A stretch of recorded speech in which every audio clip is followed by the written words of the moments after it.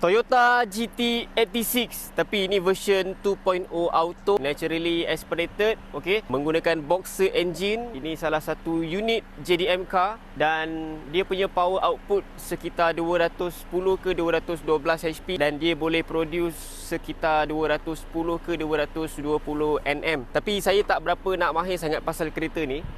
Korang boleh tengok sajalah, okey, dia menggunakan frameless door, memang nampak cantik, sporty dekat sini kan. Dan kalau korang boleh tengok dekat bahagian dalam, dia menggunakan combination antara seat leather dan juga fabric. Ada two tone color, ada dua color, hitam dan juga merah, menampakkan kereta ni kereta-kereta sport, kereta sporty. Dan kesesuaian kereta ni saya boleh cakap, kalau korang betul-betul nak feel kereta ni dekat mana, masuk dekat track, masuk dekat jalan-jalan yang corner kan, ada corner tajam, area-area kalau Johor sini mungkin terkenal dekat jalan Nita ke kan, Jalan Jemaluang Kota ke, yes, korang boleh rasa dekat situ. Ataupun Genting, tempat-tempat yang sesuai untuk kereta ni, ke arah sana lah.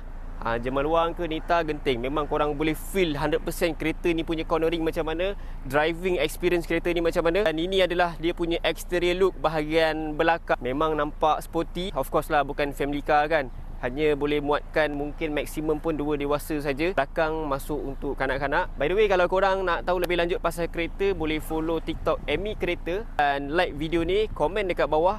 Jangan lupa share video ni pada kawan-kawan yang lain. Okay, Assalamualaikum.